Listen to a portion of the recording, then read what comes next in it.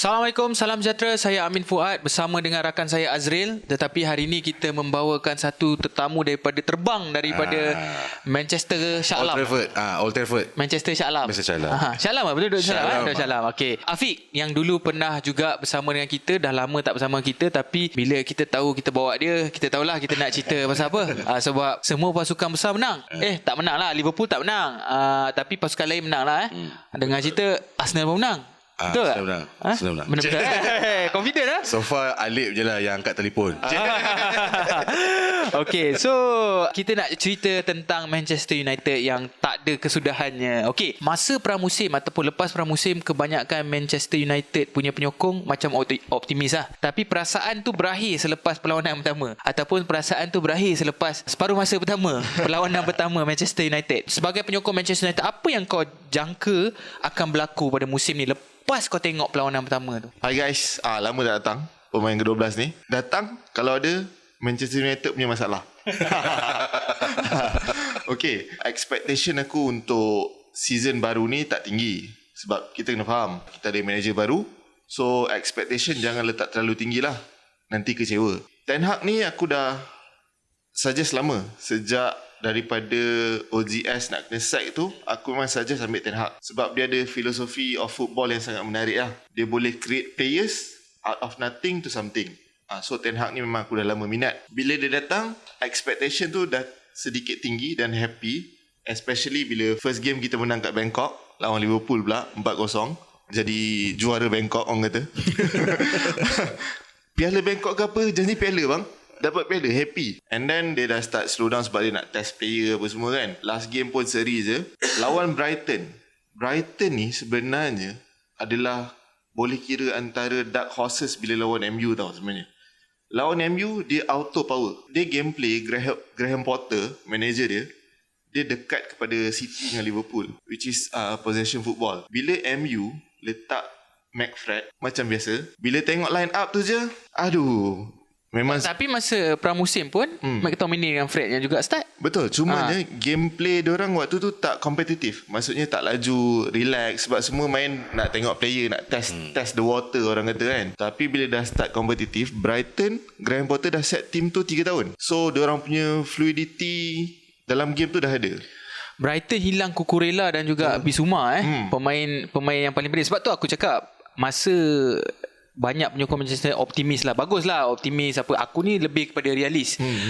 Aku masa menang lawan Liverpool lah semua, selagi aku tak tengok perlawanan kompetitif, aku takkan judge. Sebab pramusim ni selalunya adalah untuk kecergasan, untuk test player macam tadi, dan opponent tak akan main 100% sebab nak mengelakkan kecederaan dan so on. So fokus utama adalah sebenarnya fitness lah sebenarnya pramusim tu. Berbalik kepada apa yang Afiq cakap tadi pasal McTominay dengan Fred. McTominay dengan Fred ni musim lepas aku backing lagi Fred lah. Bukan McTominay tapi Fred. Dan aku rate Fred lebih baik daripada McTominay. Cumanya aku tak rasa Fred dan McTominay adalah seorang ataupun pemain yang sesuai berada di Manchester United. Maksudnya kalau nak challenge pasukan besar, dua orang ni bukan. Even kalau salah seorang pun, benda tu dah menjadi orang kata kesusahan. Dua orang ni, McTominay dengan Fred ni, kalau kau tengok lawan Brighton, adalah pemain yang dah lama bersama Manchester United. Dah 3-4 season. Betul. Dia sejak zaman Mourinho tak salah aku. Masalah yang sama kita dah tahu, tetapi masih lagi musim sama kita start juga dengan McTominay dan juga Fred. Betul. Which is benda yang aku rasa bizarre lah. Kan? Lepas tu paling-paling pun mungkin Eriksen lah boleh improvekan. Tapi kena ingat Eriksen kalau dia main deep pun defending dia tak boleh. Betul. Kan? Jadi itu juga menjadi masalah. Alternatif yang kita ada sekarang, memang benda yang terbaik aku rasa kena tukar. Maksudnya kena ada pembelian. Tapi kalau tak ada pembelian, alternatifnya ialah Zidane Iqbal, Hannibal, dengan Gardner lah. Dengan Gardner. Itu saja. Tapi kalau kau tanya aku, kalau result yang sama dikeluarkan oleh McTominay dengan Fred, lebih baik engkau test pemain yang lain kan. Betul. So itu yang aku mungkin tak berapa faham lah dari segi itulah. Tapi kalau aku kena pilih satu pemain, at least satu pemain kena drop lah. Maksudnya McTominay atau Fred, aku lebih prefer Fred. McTominay patut kena drop. Betul. At least Eriksen ataupun somebody else lah yang menggalas tanggungjawab. Aku pelik lah kenapa McTominay hari tu main tinggi. Betul. Kan? Sebab sampai tinggalkan space dekat tengah tu kosong. Dua-dua naik sampai final third, and then kat tengah tu sepatutnya diorang jadi pivot. Tak ada, dua-dua hilang. Sama ada diorang tak faham Ten Hag cakap dalam Dutch ke apa kan. Tak tahulah kan. Tapi aku rasa itu memang arahan untuk dia berada di atas. Itu tactical Ten Hag nak, tapi mungkin bukan player yang kesesuaian untuk berada di posisi tersebut. Musim ni bukan untuk menang trofi, bukan untuk challenge top 4 pun. Bagi aku je nak tengok ada progress dari segi permainan. Betul. Itu sahaja yang paling penting. Dan juga bila kita tengok lawan Brighton tu, aku nampak Manchester United ni macam pasukan yang senang dikalahkan. Pasukan yang macam kalau ada pasukan-pasukan lain yang jumpa Manchester United ni macam kita tak takut. Macam tu. Macam mana Ray? Kau setuju dengan apa kita orang tengah cakap ni? Buat masa ni setujulah. Setuju lah? Itu je lah. Saya hari ni datang jadi PBB je. Okey, apa pandangan kau Ray tentang pengurus Manchester United Erik ten Hag dalam perlawanan pertama? First thing yang aku tengok adalah dia bawa alter ego dia lah, which is dia kena firm dengan apa yang nak buat, which is dia tunjuk yang dia drop Ronaldo dengan, maybe pasal certain issue lah, kita pun tak tahu kan. Dia masih lagi kekalkan macam orang cakap McFred tu, sedangkan kita dah tahu benda tu tak sepatutnya jadi. Kita nak tengok benda perubahan. Kita rasa, aku pun sama macam korang, mengharapkan yang dia ni yang datang seperti macam orang Nazi tu, datang memang bagi je, tak ada. Tapi rupanya zaman sekarang susah. Tapi aku faham kerana dia punya tindakan tu, kalau dia silap langkah pun makan diri dia. Cuma yang aku tak berapa faham lah, benda fail yang berulang-ulang ni bukan satu musim, bukan 2 musim, benda yang lama. Tapi kau masih macam kat situ lagi, sedangkan kau ada peluang untuk move on lah. Mana move on daripada pattern tu, ataupun benda ni dah jadi macam pattern lah. Aku tengok kat MU ni, dari segi apa saja yang diorang buat, tetaplah kali macam tu juga. Dia tak ada langsung betul-betul nak revamp ke, nak ada betul-betul perubahan. Tapi mungkin disebabkan player ataupun squad depth yang dia ada sekarang, dia tak boleh buat banyak. Macam mana Alif? Pada aku pula, betul-betul apa yang Azril cakap tadi, aku setuju juga. Dan kena tambah lagi satu, sebenarnya yang paling problem adalah kita punya board kita problem in terms of nak approach player lambat. Ni dah season dah start, baru sign a few players yang Ten Hag nak. Even previously, kita punya previous manager cakap we need 10 players. Kononnya lah 10 players, tapi sebenarnya tu logik. Rough Riding kata kita perlukan 10 players, 10 new players lah.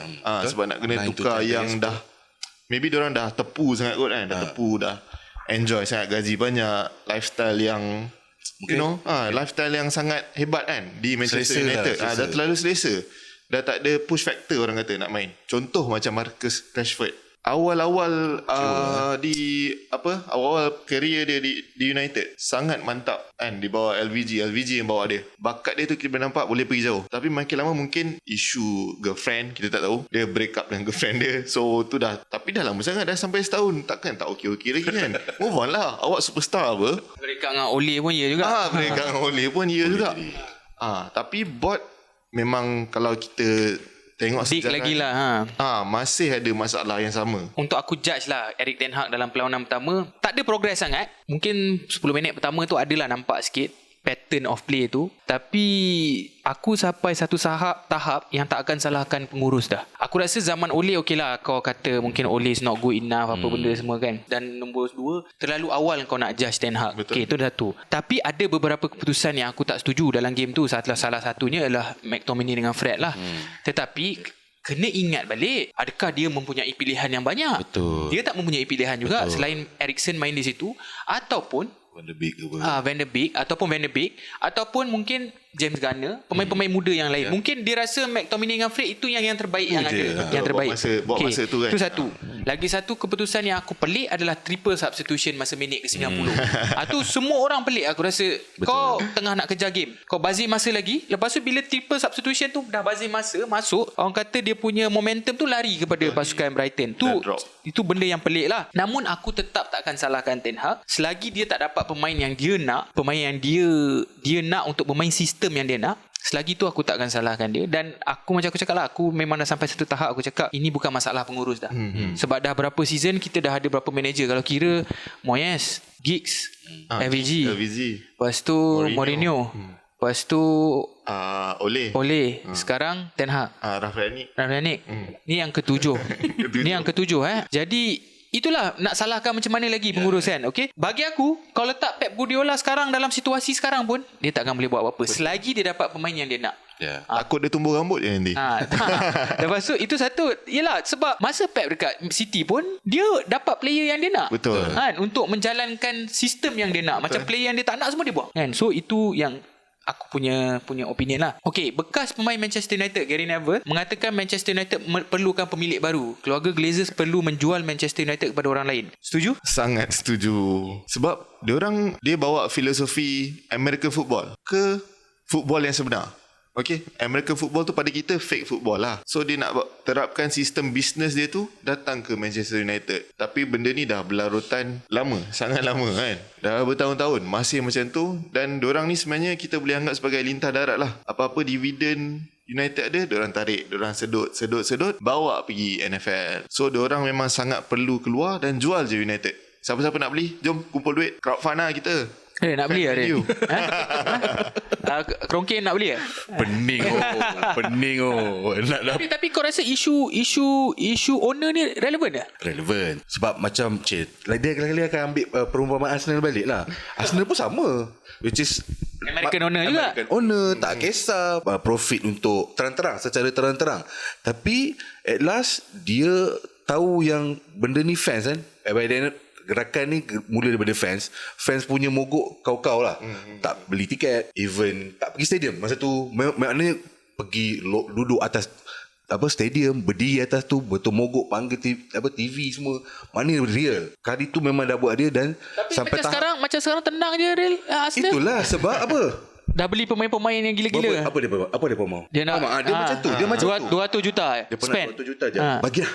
Bagi 100 dulu. Macam Arsenal kan kalau kau pasal. Dia tak bagi 200 tu. Sebab kalau kau ikutkan Untuk mulut lah. Arsenal tak adalah sukses musim lepas, betul kan? Dia cuma dia bagi kita faham, okey, projek ni korang kena terima 5-6 tahun kan. Korang tak boleh marah Mamat ni, kita kena reda je. Betul. Tapi kita akan rebuild benda ni dengan ikut apa yang nak Mamat ni nak buat. Sekarang ni dia bagi aku sebagai orang luar ni, aku rasa fans Man U kena terima dululah kenyataan di mana squad dia ni yang ada ni memang tak cukup bagus untuk nak, even kalau dapat nombor 6 7 tu pun sangat nasib baik lah aku cakap. Sebab kalau kau tengok yang competition dalam Liga Perdana sekarang ni, Inggeris ni, wish Rasalah apa pun dia dah jadi semua ni berdaya saing. Kau bayangkan macam West Ham, contoh aku bagi contoh. West Ham dah spend 100 million dah sekarang. Belum dah sekarang ni dah start satu game dia dah ambil dia padahal nak fight untuk apa? Nombor 6 5 je. Europa League. Dia fight for Europa League. Nampak how eager dia orang punya pergi tu. Memang kita tak nampak dia punya spend sebelum ni, tahun sebelum ni pakai Mark Antonio kan. Tak apalah kita pakai Antonio. But now kau tengok Dah beli Skamaka, ada few player lah yang dia beli kan. Macam 100 million dia dah spend. So benda ni tak ada dah dekat Manchester United, which is buying power lah. Buying power. Dia punya bisa tu, sebab kita kenal Manchester United ni, dia tak pernah fail untuk beli spend. Betul. Dia tak pernah fail before this, tak pernah. Sebab dia spend tak fail, tapi spend kepada orang yang salah. On the wrong players lah. Aku rasa dia bukan lagi sakat board, dia dah lebih kepada scout dia, dia punya sport director. Ni semua aku rasa dah kena tendang keluar lah. Actually baru tukar je semua benda ni dah baru kan. tukar kan. So kena believe lah benda tu. Aku sebenarnya jarang bercakap pasal isu ownership ni, sebab aku selalu percaya apa yang berada di atas padang adalah tanggungjawab jurulatih. Kan, tapi kalau benda dah berlarutan selama sejak Ferguson mungkin 9 tahun lah boleh katakan. Jadi kau kena tengoklah orang atasan tu macam mana kan. Kita boleh salahkan pengurus mula-mula, kita salahkan pemain, okey. Tapi at the end of the day, sebenarnya siapa yang memiliki selama 9 tahun yang tak jadi apa-apa. Okey, aku setuju kepada Gary Neville, sebab masalah Manchester United ni bukan masalah kecil. Dia start daripada pemilikan pihak atasan. Okey, bayangkan dividen yang mereka keluarkan dalam saat Manchester United perlukan duit untuk berbelanja. Okey, dividen tu satu. Manchester United dibeli dengan wang pinjaman daripada bank. Okey, 600 juta lebih kurang. Kalau kau tengok sekarang, hutang dia sekarang berapa? Masih lagi 600 juta. Sebab dengan interest apa semua tak settle lagi. Dah berapa tahun dah? Glazer dah berapa? 15 tahun memiliki pasukan manager, lebih kurang 14-15 tahun. Okey. So itu menjadi masalah, sebab duit yang patut kau pakai untuk berbelanja kau bayar bank. On top of that, dikeluarkan lagi dividen untuk mereka. Itu dah satu kesalahan. Pelantikan CEO, pelantikan lembaga pengarah, semua datangnya daripada pemilik. Okay. So maksudnya CEO sebelum ni adalah Ed Woodward yang melakukan banyak kesilapan. Sebab kalau kita tengok kat sini, ialah kesilapan tu kita nampak datang daripada CEO, tapi siapa yang melantik CEO tu adalah pemilik Glazer lah. Maksudnya kan, dia mempercayai Ed Woodward boleh buat duit dari segi komersial, tetapi bukan dari kejayaan atas padang. Betul, ketika itu. Okay. Dan aku dah sentuh tadi. Kita dah tahu masalah Manchester United ni masalah dah 12 bulan lamanya. Kita tahu Mata, okay, Matic, Lingard, siapa lagi, Cavani, Pogba, ni semua akan keluar daripada kelab, tapi masih lagi tak ada replacement. Betul. Okay. Padahal dah lama dah ni. Kita tahu 12 bulan dah ni. Orang luar pun tahu. Lepas tu kita tahu ada masalah penyerang. Kita tahu kita tak boleh harapkan Ronaldo, dan kita tahu kita tak boleh harapkan Martial juga. Betul. Martial bukan seorang yang penyerang meyakinkan lah. Yang meyakinkan. Tak pernah menjaringkan 20 gol satu musim. Okay. Kita dah tahu. Okay. Bila kita tahu masalah ni, adakah kau rasa masalah ni masalah kewangan? Sebab tak boleh nak rekrut pemain. Sebenarnya bukan masalah kewangan tau. Dari segi kewangan, United ada duit tu. Dia ada allocation untuk buy players. Tapi adakah boleh mencabar pasukan-pasukan Man City, pasukan-pasukan Liverpool dari segi kewangan? Dari segi kewangan boleh. Memang fans sendiri, memang aku dah tengok track record dari tu dekat United Daily. Memang dari segi boleh. nak beli tak ada masalah. Tetapi whether player tu nak datang atau tidak. The problem is player tu. So yang sekarang ni boleh dapat player yang maybe mediocre players lah. Yang boleh bawa tapi bukan top players. Top players mesti nak main Champions League. Mesti. Even Bangdo dia punya keadaan sekarang tengah tak terumbang-ambing lah sebab tak ada sebab tak ada Champions League tu je sebenarnya. Dan dia dengan Champions League tu macam isi dengan kuku, tak boleh dipisahkan. Macam pelik, awkward gila kalau dia tak ada dalam Champions League season ni sebenarnya. UEFA sendiri banyak loss lah sebab banyak sponsor Ronaldo kan. Media punya benda.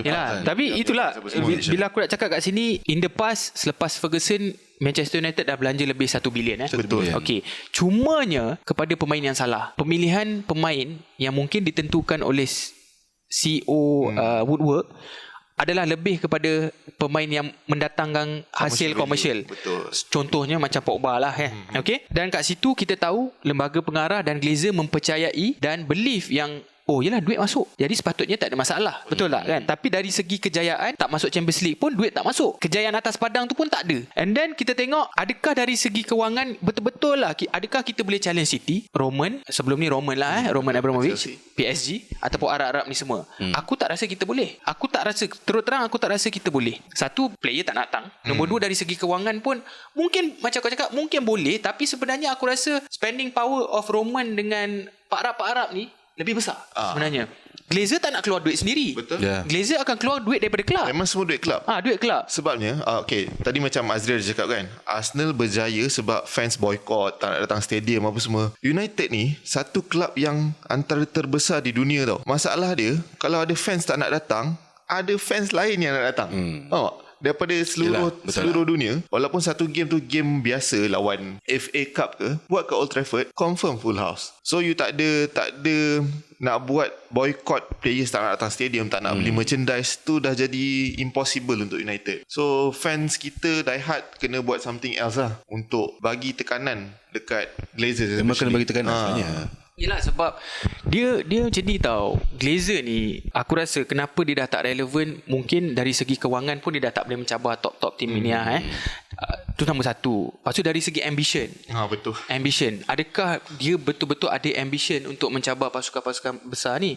Nombor tiga, adakah betul-betul dia ada kepakaran pula untuk melantik orang yang betul? Aku bagi kau contoh Liverpool. Itu yang nak masuk. Liverpool pun sebenarnya tak pakai duit owner sangat. Dia pun American owner. Tetapi Liverpool punya owner bijak. Dia melantik orang-orang pakar untuk berada di situ, dan rekrutmen dia orang semua aku rasa belanja lebih sikit daripada Manchester United, tetapi dapat hasil yang lumayan. Contoh aku bagi orang macam Mane, Salah sebelum ni yang right player lah. Henderson, Van Dijk semua dia. Okay, Van Dijk dia orang splash lah sebab dia orang kena splash. Tapi player macam Mane, Salah tak adalah sebesar 80 million semua kan.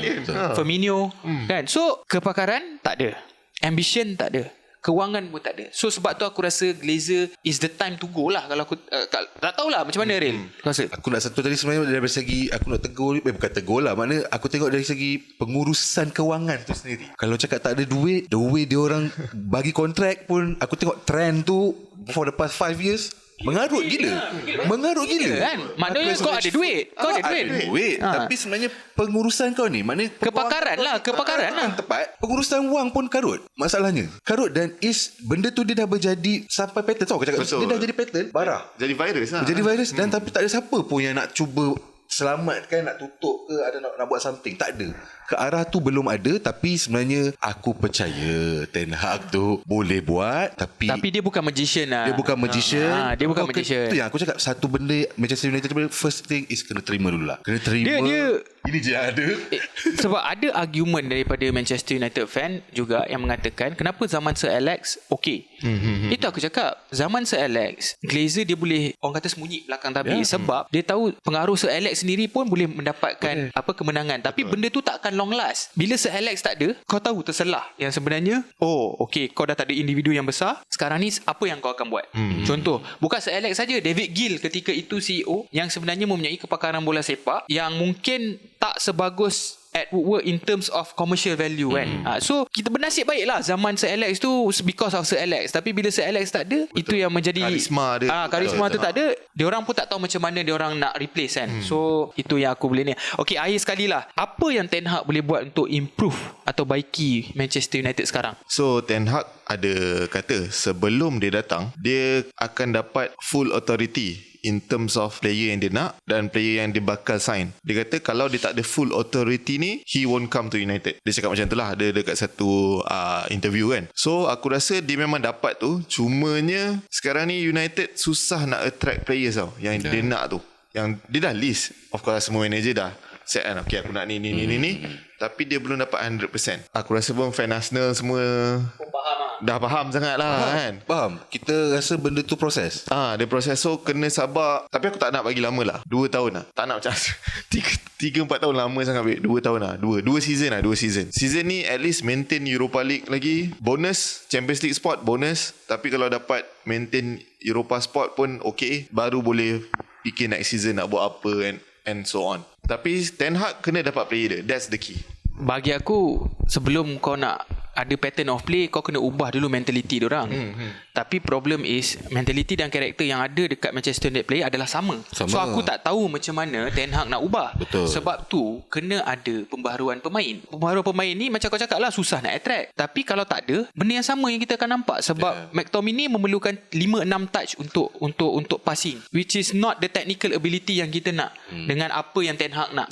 Ini menjadi kesukaran. Kecuali aku tak tahulah, mungkin Lisandro Martinez main di DM mungkin kan, sebab kita nampak ada sebagai centre back pun dia lawan tenang. dia tenang, dia boleh passing, tapi lawan Welbeck dia kalah. Betul. Tanduk. Dari segi so itu benda yang aku rasa Ten Hag kena tengok lah. Okay, itu satu. Nombor 2, aku rasa kat sini player macam Rashford, Martial dengan Sancho ni dah kena backup lah. Because as much as kita nak blame Fred dengan McTominay, Rashford, Sancho dengan Martial pun apa dia orang punya contribution betul. sejak musim lepas. So selagi player 3 ni pun tak backup, selagi tu pun tak akan ada impact yang besar. So Sancho kita tahu beli 80 juta, Rashford underperform musim lepas, Martial pergi loan pun tak jadi. So aku tak tahu kalau 3-3 ni tak perform, itu akan menjadi masalah untuk pasukan Manchester United general. Betul aku cakap, kalau dia boleh kekalkan kau daripada Europa pun dah laki lah sebenarnya. Bernasib baik. Sebab tim ni tim barai. Terus terang cakap, tim ni tim yang sangat barai. Kau dah tak boleh buat apa dah. Kalau kau nak tukar pun, kau hanya bernasib baik kalau tactical tu semua boleh cepat pick up lah, which is semua orang boleh pick up. And the best way, aku yakin sebab satu benda, Ten Hag ni dia percaya pada youth player dan dia banyak create melalui youth punya player yang ada dalam akademi. So aku rasa lah macam Arsenal buat, which is tolak budak-budak ke depan, Smith Rowe, Saka. Kita terpaksa pakai budak-budak ni sebagai hero sebab dia orang will play with their all out. Itu je. Sebab yang ada dalam Manchester United ni, pattern atau gaya diva superstar kau dah ajar dia punya korap ni daripada Lingard, daripada budak-budak bawah ni 20-an ni pun kau dah bagi gaji 200-300 ribu, kau dah bagi lavish tu sangat. So itu masalah Woodward lah. So itu benda tu, Woodward. that culture tu maybe itu yang dia perlu ubah dulu lah kot. Gaji Rashford, gaji Martial 200 ribu, Gila lah. Sancho 350 ribu. Betul. Tak menang apa-apa lagi ni. Tak menang apa-apa. Tak dapat apa-apa ni. Macam mana kau boleh runding orang dapat 200.5, 200, Harry Maguire 180 Macam Martinez ni pun aku kesian sebab from 40 million 35 to 40 macam kena bully. End up Sikit je sampai naik. sampai almost 60 kan. Kesian lah. Masa yang naikkan gaji-gaji ni semua, aku rasa satu, dia orang tak pandai runding. Nombor dua, dia orang ingat dia orang dah berada di atas time tu kan? Tapi sebenarnya tak. Betul. Kan? Tak ada menang apa-apa. Hakikatnya Tak tak ada. ada pun kan. Itu kesilapan paling besar lah tangga gaji kan. Macam mana akhir kata Alif sebelum kita bersurai? Aku harap Ten Hag ni dia kekal lama. Kita kena bagi dia masa. Tu paling penting. Kita kena bagi dia masa dan bagi players dia. Dia boleh buat magic dekat Dusan Tadic, dekat Daley Blind, which is player yang kita buang, tapi jadi dia punya first 11. Tapi tu liga lain lah. Tapi liga lain lah. Tapi still dekat Champions League diorang perform for the past 3 season. Diorang lepas je round of 16 sampai quarter final. Kalau start belah-belah player-player Dah start Chow, dah start Ziyech semua Chow, barulah dia ada problem apa semua sikit kan. Dusan Tadic kat Southampton biasa-biasa je. Tapi dekat Sampai sana Ajax, Robinho superstar teruk. macam Robinho. Dia jadi false nine apa semua, jadi striker, yang- top scorer. Okay, so kita harapkan Ten Hag dapat buat something macam yang dia buat dekat Ajax lah, at the very least. Okay, aku rasa itu saja perbincangan kita pada minggu ini. Saya berharap kita tak bincang lagi lah pasal Manchester United minggu depan. Kalau nak bincang pun lagi 2-3 minggu lah. Harap-harap tak kalah minggu depan lah. Harap-harap tak kalah. Jangan kalah. Kalau Kalau kalah pun tak bincang lah. Kita akan jumpa lagi di episod yang akan datang. Assalamualaikum, salam sejahtera, terima kasih.